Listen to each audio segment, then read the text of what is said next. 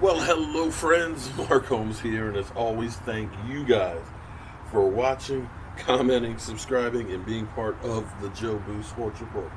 Without you guys, this literally, it does not work. Let me turn this fire down. Boy, that sucker's hot. Just bored at the moment, and wanted to just come through and say hello to my people. Doing another little test here, and I'm going to be going to bed in a little bit, so we're doing a fireside chat kind of live right now, so I don't know if anybody's going to come in for the chat or not, but just kind of chilling here for a few minutes before I get ready to go to bed. It got cold again, so you can see I put on my sweat jacket from Miss Jackie as well as a hat because it's colder than a witch's tit, as they say. So it's kind of crazy that Jerry, hold up, Jerry Jones had an hour and 20-minute long free-for-all today on the bus, and it got crazy apparently. He's talking about all kinds of stuff in here. I'm over here celebrating your what? Wait, what are you there celebrating? How about Cowboy fans from Las Vegas? My Cowboys family, how are you doing? You know what?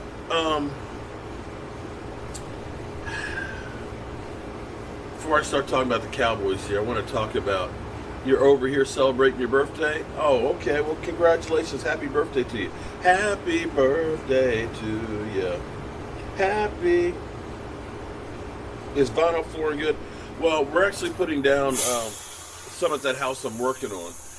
There's different grades of it and things, but it's better product than it used to be. It used to be the peel and stick ones.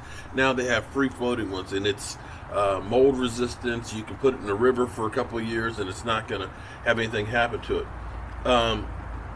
But I'm sitting here. I don't want to be part of the panic. But you know how everything is being blown up right now. You know, you're hearing about there's a case of coronavirus here and a case of coronavirus there, and how it could shut down everything and yada, yada, yada.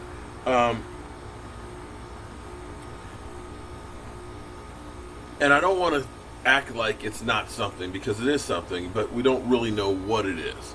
You know, I'm sitting here reading today that they're saying that that the full beards could be a problem for the coronavirus. And I was like, say, what does that mean? It's like, you know, you're carrying the germs and stuff, and they're saying, no, if you actually have to wear a mask, that you don't get a full seal with it. So, you know, if you see the headlines there, you know, people are going to start going through, ripping off the beards. And, you know, you hear about now there's a cruise ship that's in Mexico that they are, you know, not allowing people to get off because a couple countries wouldn't take it because one of the crew members tested positive. They said they were testing some people in D.C. and a person in Northern Virginia. So it makes me wonder, should I plan on going to Vegas for the draft? Is that going to still happen? But then I started thinking about the coronavirus. I don't know if do we still have a signal? Can you guys see me? I've got a red line here. Then I started thinking, because they said that, you know, it's been about 1,000 people that have died so far from this coronavirus, right? 1,000 people. I mean, that's a lot. But I'm wondering, is this one of those things that, you know, it's like the flu, the influenza that people get and things, or better yet, you know, like 40,000 people a year get killed by gun violence. 40,000. Then I started thinking, well, what about car accidents? You know, there's 1.25 million people that get killed a year in car accidents. So is this really something that you should worry about? You know, should you curtail, you know, your plans? Because really, you go on an airplane, you know, it's nothing but a petri dish. You go on a subway, it's going to be the same thing. So it's like, I don't know that you're ever going to be able to stop being surrounded by it. So do we live our life in fear, or do we just keep going about it and hope that we don't get it? Because I'm sitting here thinking, because what you hear about it is everybody basically, it's like the zombie apocalypse, okay? Like you get it, you die, but that's not the case. I mean, I'm wondering if a lot of the people that have died have been people that were sickly to begin with, or older people like me with respiratory problems. Is this something that a young, healthy person is going to get and just automatically croak? So this kind of dictates what we do plans-wise, I guess. I mean, they said the Iranian vice president, that he's got it. Well, let's see if that guy lives or not, I guess. So, Jerry Jones, and I didn't mean to get started on that, but you have to start thinking about this. Okay, 2 months from now, what's it going to be like traveling? Will there be a travel ban? Will they be shutting down? Yeah, but see, just because, but that brings up another thing here, though. Here's the thing. Think about this. Half our shit, if not more, comes from China. They're talking about Coca-Cola saying, we might have a shortage on diet sodas because all of the artificial sweeteners come from China. You think about how much shit that we buy, clothes, food, tires, everything comes from China. So saying that, that's just a Chinese-based thing, well, no, there's cruise ships and people coming in the airplanes and things. There's no way to stop that. So I don't know. I just don't know. But anyway, it's not fully based out of China. But we're a global society now in the world. You can't stop that stuff. But we'll see. I mean, I hope that maybe they come up with a cure for it, or maybe it's just like the Ebola, just, up and disappears. I hope. So Jerry Jones had a free-for-all, and so you begin to hear some of the stuff that Jerry Jones has been talking, and he said he won't rule out Dez Bryant returning. Everything that comes from China has been shut down, even Apple companies. Well, if everything's been shut down from China, then guess what? We're going to run out of shit. Seriously. We're going to run out of shit. All of our stuff comes from China. Everything comes from China. If they aren't able to produce and send... look, here's the thing. I've always said this about China to begin with. Because you look at how they treat their own people. What makes you think that if they treat their people like that they're going to do something different, a different level for the stuff that comes to us?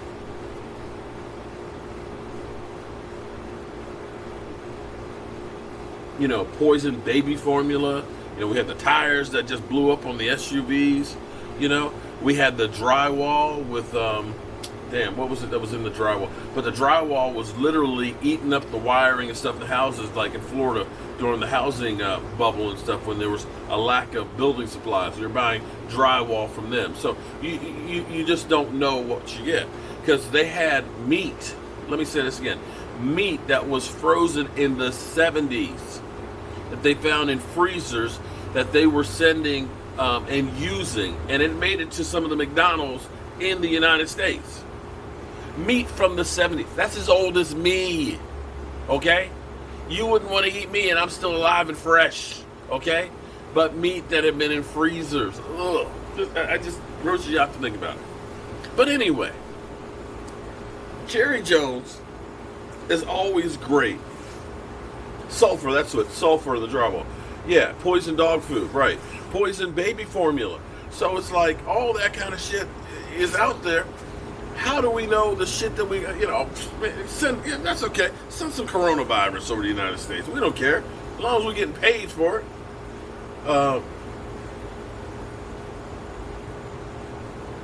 Yeah, I think Jason Witten, the experiment we had with Jason Witten should still be fresh in our mind.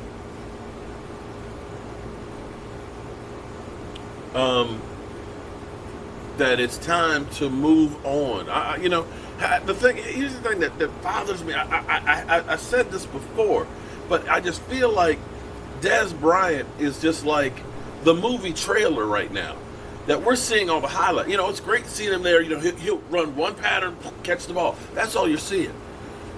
But that's a far cry from actually playing games on Sunday and being able to stay healthy. You know what I'm saying?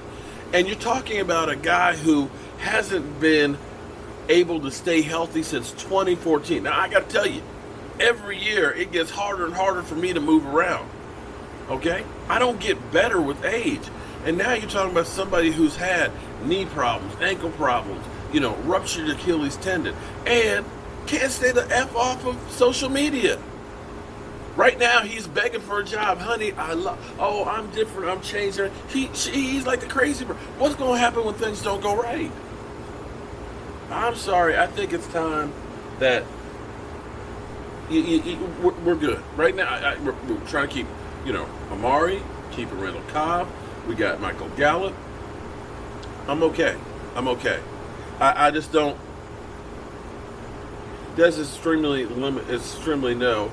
He's limited and really doesn't. I just don't see what it is that he can bring to the table at this point. I'm sorry.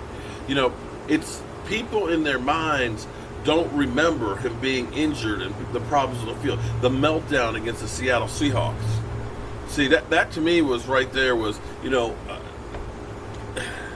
I'm not saying he can't change, but that Seattle game left a bad taste in my mouth.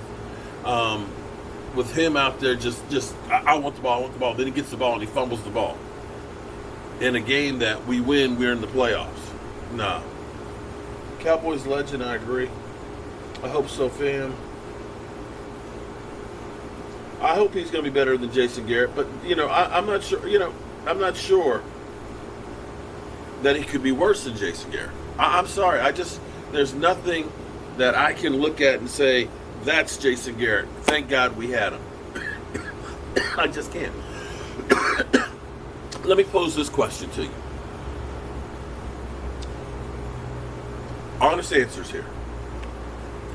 Do you believe if Tom Brady was coached his career under Jason Garrett that he would have 6 Super Bowl rings?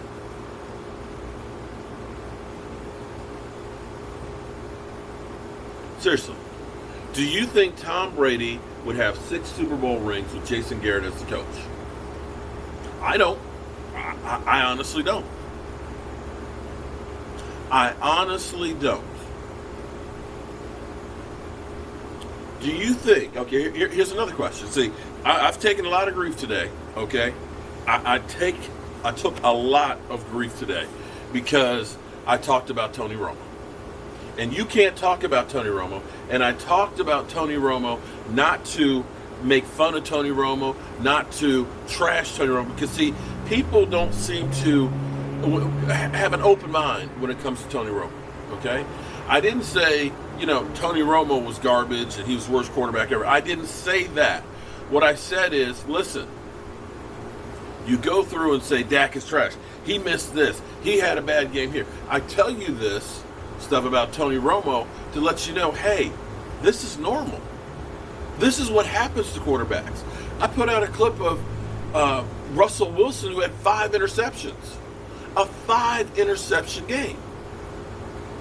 And this wasn't like his rookie year. This was 2 years ago.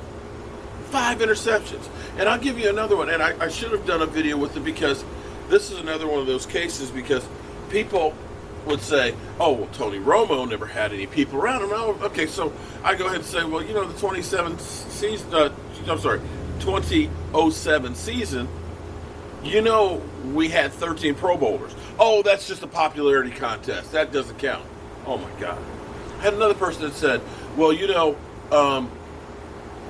those years of 8-8, he had DeMarcus Ware and Jason Witten, and that's it. And I was kind of like, that Des Bryant was there for most of those years, right? We had T.O., we had Miles Austin, we had DeMarco Murray. And it's kind of like, y'all kind of have some selective memory.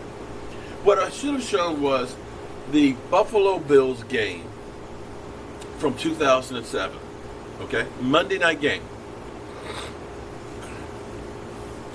Because that game, and this is not to say Tony Romo's trash, but in that game, Tony Romo threw 5 interceptions, 2 of them which were pick sixes, and had a fumble that was lost. 6 times we turned over the football. And I don't say this because I'm saying Tony Romo was trash. But we won that game. And here's why we won that game. Terrence Newman gets an interception, takes it back to the 20-yard line. Special teams has a great kick return. The defense takes away the football. These were all things that happened for the team to win, even though our quarterback turned the ball over 6 times. He only threw for like 240 yards. So because we won that game, do you look at that and say, well, Tony Romo, we won that? Tony Romo won us the game. I don't look at that and say Tony Romo won us the game. I say the team won that game. They did enough collectively to win. So then you go to a game like the Green Bay Packers game that we had this year. Now, in that game, Dak has 467 yards. He does have 3 interceptions, although the last one, we got hosed. We got hosed on that because Amari Cooper was molested going down the field. It should have been pass interference, or at least illegal contact, and it should have been first down. Instead, he gets held up, Dak's thrown to a spot, it gets intercepted, and we don't get the call. So, is that Dak Prescott's fault that we lose that game? Or is it because we got a bad call? We also had another time where we were kicking a field goal, and I think it was another phantom penalty that happened in that and took us out of field goal range. So there was a number of different things that are in there, but we take it as, well, Dak sucks. He lost that game. Well, but then we take the game that we won, that Romo really didn't win it, that it was a team win, but we say that that's a success. That's where I'm kind of lost here. Because here's the opposing question. If Bill Belichick has Tony Romo, does he win Super Bowls with him? Yes or no? I say he does. Because here's an interesting thing about Bill Belichick. Bill Belichick wins with everybody. Every quarterback that plays their first game under Bill Belichick has got a victory. Every single one in New England. Doesn't matter if you're Jacoby Brissett. Doesn't matter if you're Matt Castle. Doesn't matter if you're Jimmy G. Bill Belichick was so good. How good was Bill Belichick? He took Matt Castle, had a winning season with him, was able to franchise tag him, and trade him to Kansas City for a 2nd and a 4th round pick. How good is Bill Belichick? He was able to go ahead and take Jimmy G and trade him to San Francisco and get picks for him. And right now, San Francisco's not sure that that's the guy. Now, on the flip side of that, we had, a person who actually made my argument for me. He said, Tony Romo did more with less. He said the fact that, he had 8-8 teams, had the team that made it to the playoffs, 12-4, that the next year when he was hurt, they were 1-11 without him. It's like, you're right. You're right. You just made my point for me. You had 3 guys that could win only 1 game out of 12. And that same team, the only difference is we swapped out DeMarco Murray for Zeke Elliott. That's it. That's the only change. And you'll say, oh, well, I'm sorry, not DeMarco Murray, Darren McFadden. But Darren McFadden only started 11 of the games and had over 1,000 yards. You didn't pick up that much from Zeke Elliott. But Dak took that team that those guys could only win 1 game with and went 13-3. It's not to say Tony Romo sucks. It's to let you know that Dak Prescott doesn't suck either. But they can't take that. So, back to that question. If Bill Belichick had Tony Romo, could he won Super Bowls? And I say yes. You guys agree with me on that? Or am I just crazy? I am crazy. But anybody agree with that? How are you going to say, where's my blue wrench, and call me an old man? Why I got to be an old man? I know I'm an old man, but you don't have to tell me. You don't have to remind me that I'm close to death. I mean, damn. You won't ask me for something, and tell me I'm old. Shit.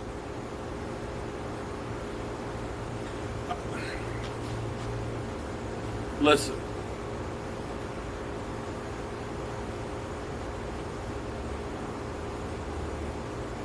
Yes, Bill, right. So, here's the constant in this situation. Jason Garrett couldn't get a backup to win a game. I don't give Matt Castle. I don't give Matt Castle that victory. I'll give Santana. I mean, not Santana Moss. Damn. He went back to Philadelphia. I'm having a senior moment here, but he ran backwards to end the game on a punt and fumbled the ball on the 6-yard line, giving us the game-winning field goal. But if Jason Garrett couldn't win a single game with backup players, he couldn't alter his plan. Bill Belichick could. Bill Belichick on a weekly basis gives you something different. You don't know what to expect with that guy. That guy finds out your punt team sucks. We can block a punt in bad weather and get ourselves in good field position. We don't have that. So let's at least let's call a truce. Let's call a truce. Romo fans, Dak fans, and all that. How about we say this? Why don't we just give the kid a chance with a new coach? Can we do that? Can we do that? Because I think in the end, it would be a great thing to see Dak Prescott succeed and get a Super Bowl. Or do you, Romo fans, don't want that? I'm about Dallas Cowboys winning it all. And I look at it right now when I see teams like the Redskins that are still trying to figure out who's going to be quarterback after spending $200 million over the last 9 years. After seeing the Cardinals draft a number 1 pick quarterback 2 years in a row. After seeing guys like Matthew Stafford and Derek Carr and Jameis Winston and all these guys, you know what? I'll take my quarterback, the guy I have right now, because I don't see a better option that's just going to come along. And you can say, well, we can try and move up for Burrow or Tua. You know what? Here's the thing. You know, every time that 2 quarterbacks are drafted 1 and 2, one of them ends up being a bust. Almost every single time. And I look at this team, I got enough firepower that we should be able to do some damage. You know, contrary to the Eagles' belief where they think that they're gold, those dudes have a lot of holes. They got the first place schedule. They don't have a lot of cash. They got a lot of aging players. And of course, there's the curse of the NFC East where nobody repeats. The Giants, Redskins, they're a long freaking ways away. Changing quarterbacks right now, you got enough on offense. Get a great tight end to go along with Blake Jarwin. Work on this defense so we start taking the freaking ball away. And you got a chance. Tua will be a bust.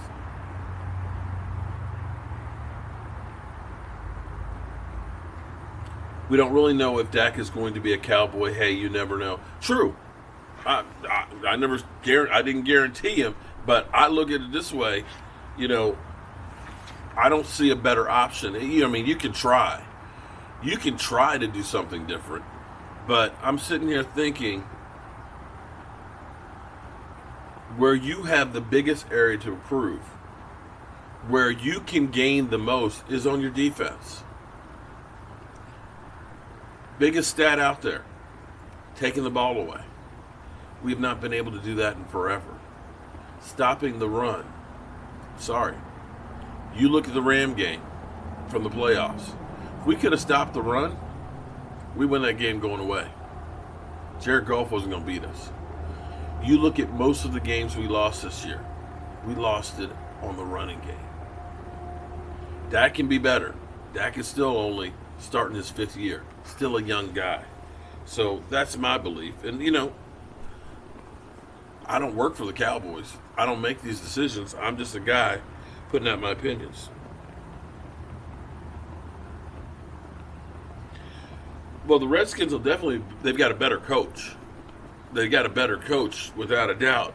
I agree, but I'm not sure that the Redskins are going to go, from worst to first.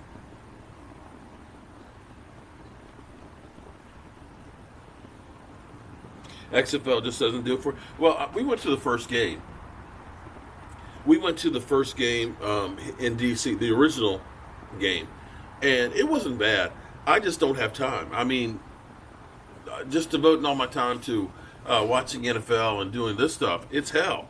To try and put in the XFL, it's just not enough time. Oh, wow, okay.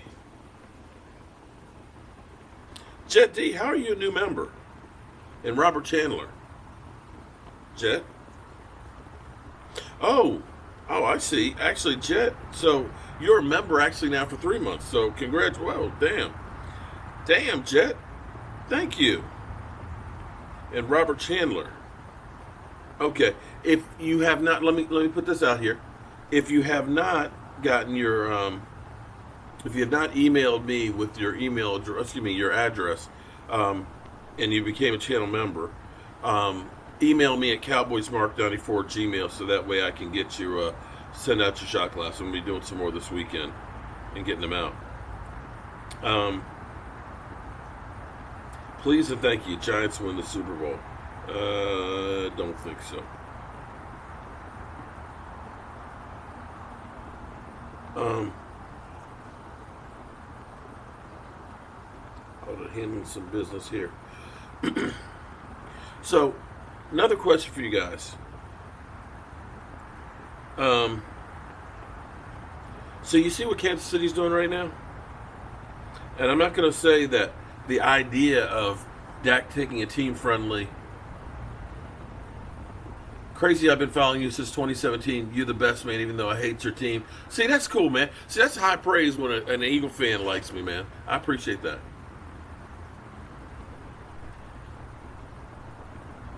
The Jobu Star is the new member symbol. Oh, okay. So I guess it changes by month. So I think we got to add some other ones. Yeah, we got to actually add some more emojis too. I hate to put you to work, but I can put you to work. But Kansas City has $13 million. So I posed this question earlier today.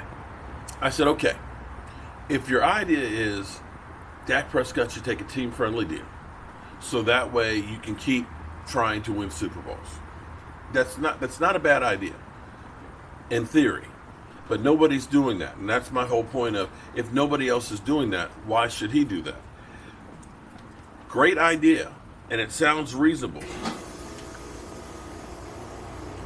But if you look at Kansas City and you say, hey, look, Dak, you're going to get that money for endorsements because you're the quarterback of the Dallas Cowboys, right? So you don't need to get so much on the field. Leave some money for other people. Okay.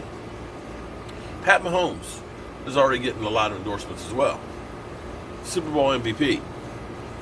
You're going to be getting that cheddar too. He was already getting that cheddar from State Farm, right?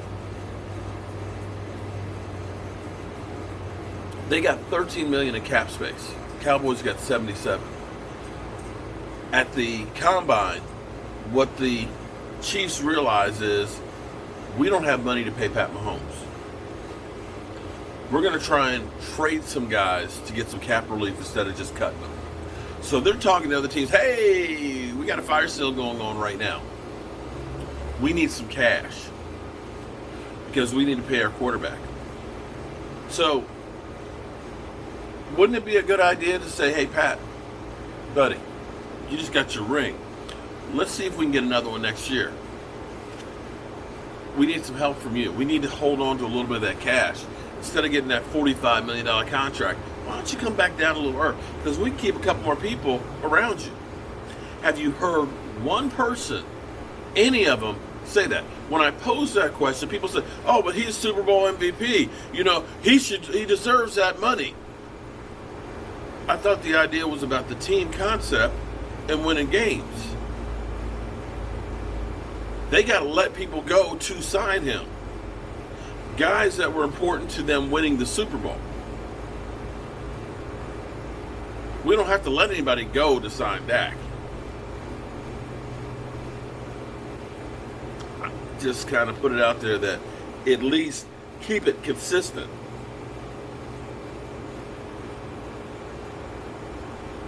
Um,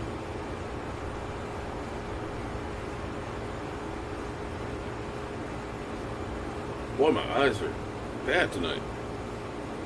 Yeah, so is Joe Flacco. Well, here's the thing. Here's the key thing right now. I gotta tell you, it's cold out. Thank God for the fire. This side feels good. My feet are freezing. I should have put some socks on instead of just having my cowboy slippers. Got my cowboy slippers on. Right now, the CBA, and a lot of people don't pay attention to CBA because it's mundane. It's all that money that the NFL players and stuff are getting. I get that, but here's the thing: this shit's gonna pass. It's gonna pass. Your Richard Shermans and your Russell Wilsons and your Aaron Rodgers and things, they're like, nah, screw this. We don't like this deal. But you only have to have 50% plus one for it to pass. That's it. And the average player, he's not thinking about striking or down the road or 10 years from now. The average player is only there for 3 years. And what they hear is right now, we're going to get this 17 game, I'm going to get a little more money.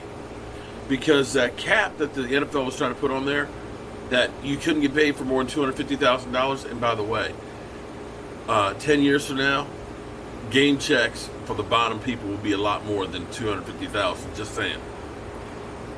They're looking and saying, shit, I'm getting an extra game check. That's a bump up. That's more money for me than I'm getting normally.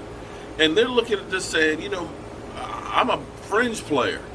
There's going to be a couple more players that are going to be able to be on the team. That means I got a better chance of making the team. There's going to be more games played. That means more guys are injured. So this gives me more opportunity. So those guys are going to be the guys that pass this thing. And when it does, the owner's going to be bumping up the salary cap share by a 1.5%. 1.5% doesn't sound like much, but we're talking about $5 billion over 10 years. That's a $500 million increase in the cap, which comes out to an additional about $15 million per team. And it's going to take effect this year. This year. So now, if the Cowboys have 77, I don't know if it's going to be prorated or not, but it may end up being that you get another 15 on top of that. And that's before you go ahead and deal with guys like, say, Tyrone Crawford, who is a $9 million cap hit. If you let him go, that's another $8.5 million. Or if you restructure his contract or get him to take a pay, thing. You got money to sign Amari, Dak, and if you really want Byron Jones. Or you sign Dak, you tag Amari, so that way you don't take the risk, and then you use the other tag on Byron Jones if you want to keep him. And you're going to keep your costs down and in line and still be able to sign Robert Quinn if you want to get him. So you can make these things work if you want to. But the Dallas Cowboys like drama. And I believe that's why Jerry Jones is talking about, Des Bryant. Well, I'm going to leave the door open.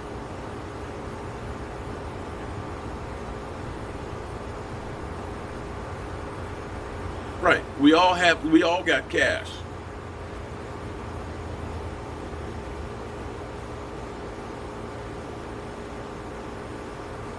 I'll take Quinn over Jones. What's happening, William Taylor? It's just came out to just chill. I was going to do my fireside chat, but I said, you know what? Let me just do this as a live stream here. Oh, FYI. Shit. Tomorrow, I got to go to a birthday party tomorrow night. Yeah.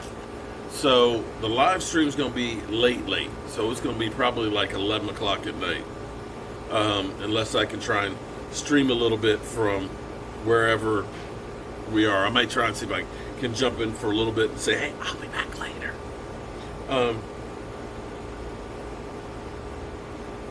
Oh no, they already said that they're trying to bring back Amari. That Amari and Randall Cobb are definitely both priorities.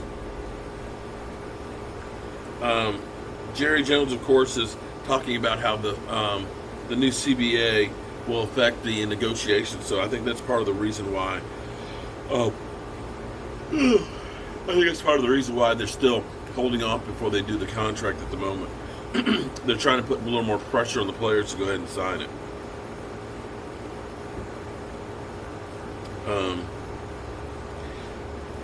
It was just something about Jerry Jones saying that he was been thinking about Dez Bryant in the shower. It just sounded. Didn't it sound kind of crazy to you guys?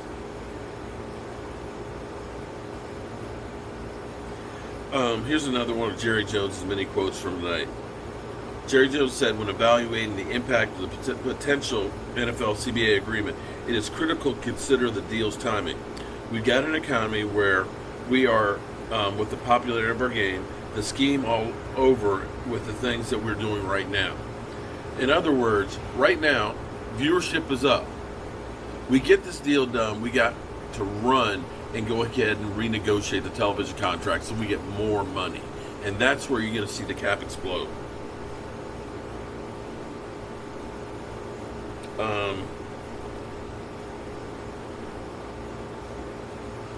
Of course, Dez Bryant said, let's get it, with Jerry Jones talking about that.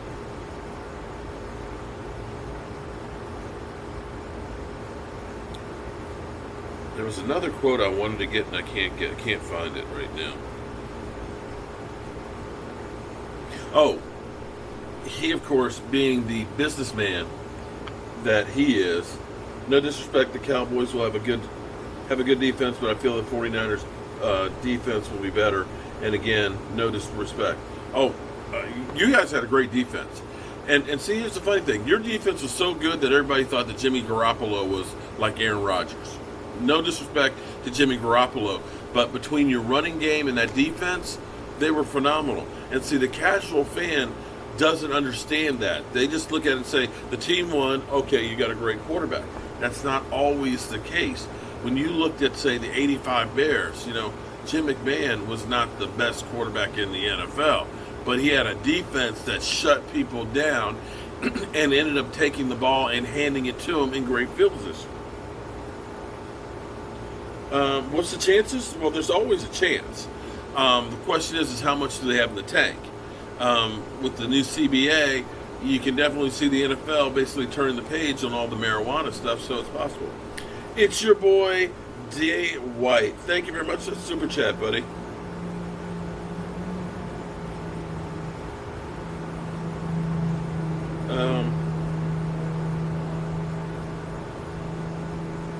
Yeah, the 49ers have 5 first-rounders on the line, and that's what happens when, that's where you have to invest in the defensive line. I mean, think about when we invested all those number 1 picks in our offensive line. It paid dividends, and that's where we got to look at it and say the Cowboys just don't believe in or used to not believe in a one-technique guy. They kept believing at these fast, defensive ends. Now, you're all of a sudden seeing them kind of change philosophy, and you're going to start seeing bigger defensive linemen, I hope. I really hope.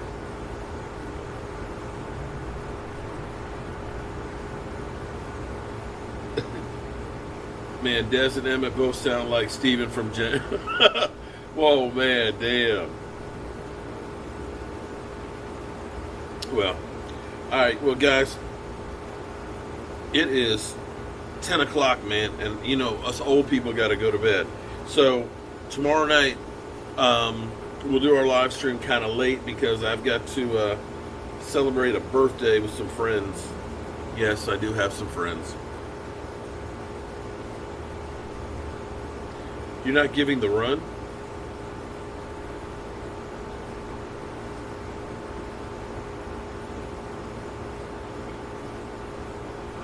He signed Dak for $50 million. Are you crazy? Ain't no quarterback worth $50 million.